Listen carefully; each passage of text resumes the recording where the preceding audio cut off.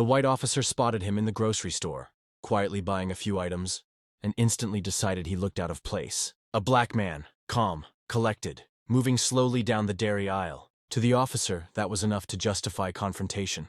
He approached, shoulders tense, authority flaring, unaware of the eyes now on him from other shoppers. The hum of refrigerators, the clatter of carts, the faint smell of baked bread, all seemed to fade into a charged silence. What no one realized was that this ordinary shopper was an undercover FBI agent, seconds away from flipping the script.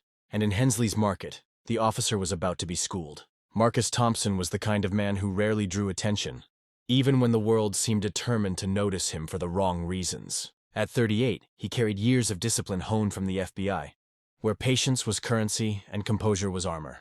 Today, he blended in seamlessly with the ordinary crowd at Hensley's market, wearing a plain hoodie and jeans, shopping for the week. He moved deliberately, checking off items on a small list, occasionally glancing at the shelves with quiet focus.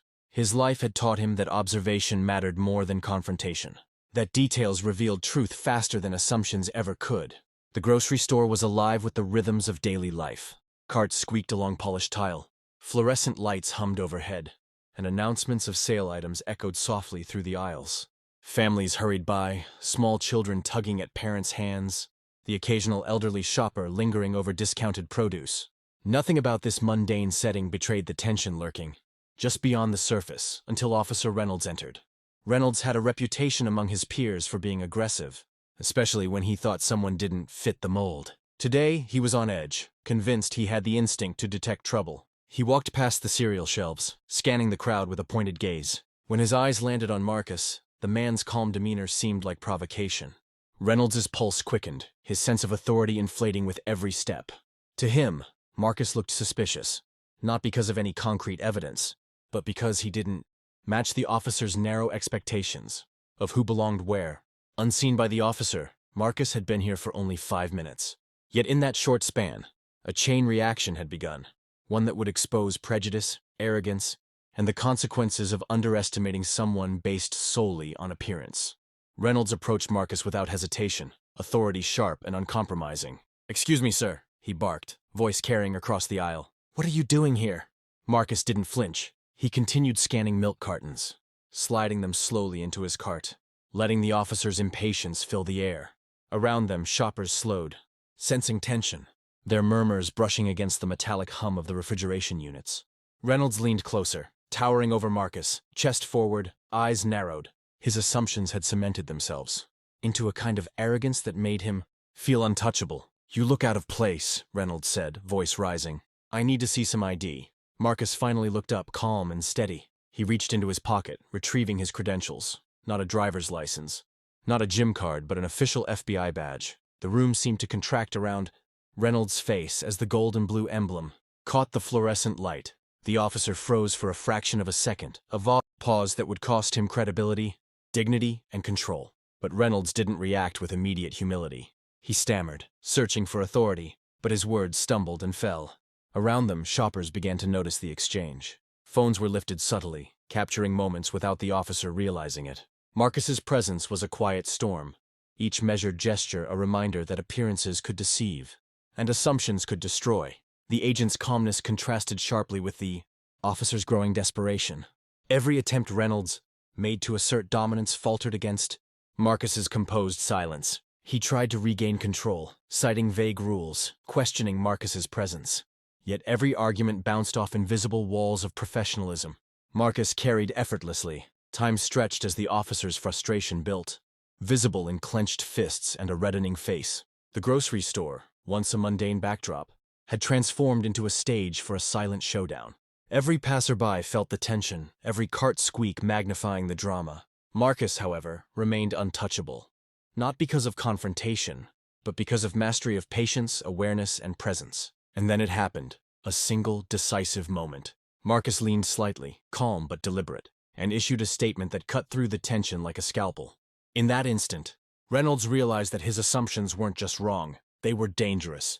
What had started as harassment had become a public spectacle, revealing the officer's bias and lack of preparation. The atmosphere shifted.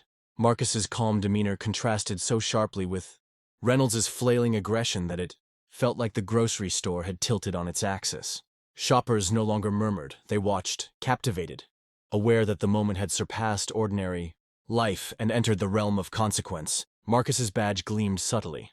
A symbol of authority Reynolds had completely misjudged. "You have no idea who you're dealing with," Marcus said, voice low, controlled. He didn't shout, didn't raise his hand. His presence alone was enough to dismantle the officer's pretense of power. Reynolds swallowed hard, the heat rising in his chest.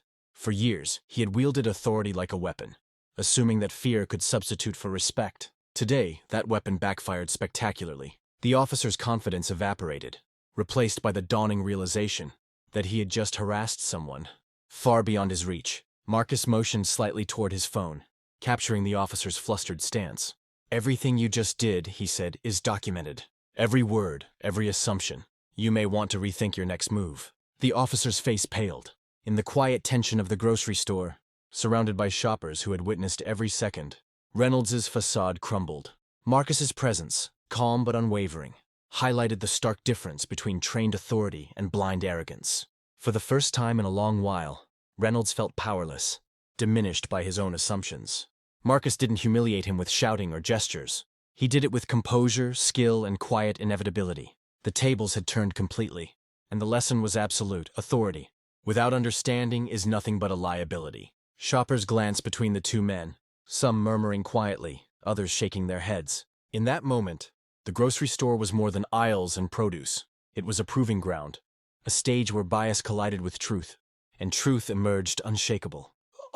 After the encounter, Marcus quietly finished his shopping, placing items into his cart with the same calm efficiency as before. The officer, meanwhile, was left standing, pale and humbled, surrounded by curious onlookers. What had begun as an attempt to assert control and intimidate a man based on race had become an undeniable lesson in awareness, humility, and accountability. By the time Marcus reached the checkout, the officer had retreated, fumbling with his words and credibility. Shoppers whispered, some shaking their heads at what they had just witnessed. Marcus's actions spoke louder than any confrontation ever could. Composure, intelligence, and professionalism could dismantle arrogance without aggression. Outside the store, Marcus slipped into his car, blending back into everyday life as though nothing had happened. But the encounter left ripples that extended far beyond the polished tile floors and checkout lines. Reynolds would think about this moment for years, a reminder that prejudice and assumption are not just morally wrong, they are strategically disastrous. The lesson resonated. Appearances can deceive, assumptions can destroy, and respect is earned through understanding, not intimidation. Marcus's calm mastery proved that real authority is measured not by force but by clarity, restraint, and knowledge. In a world too often divided by race, fear, and misplaced power, the story of that afternoon at Hensley's market stands as a quiet but powerful reminder. How many times do we misjudge someone, act too quickly, and realize too late that our assumptions were wrong? And how many moments like this slip by unnoticed, leaving lessons unlearned? Sometimes, the most profound victories are quiet, measured, and undeniable, and they leave those who doubt us forever changed.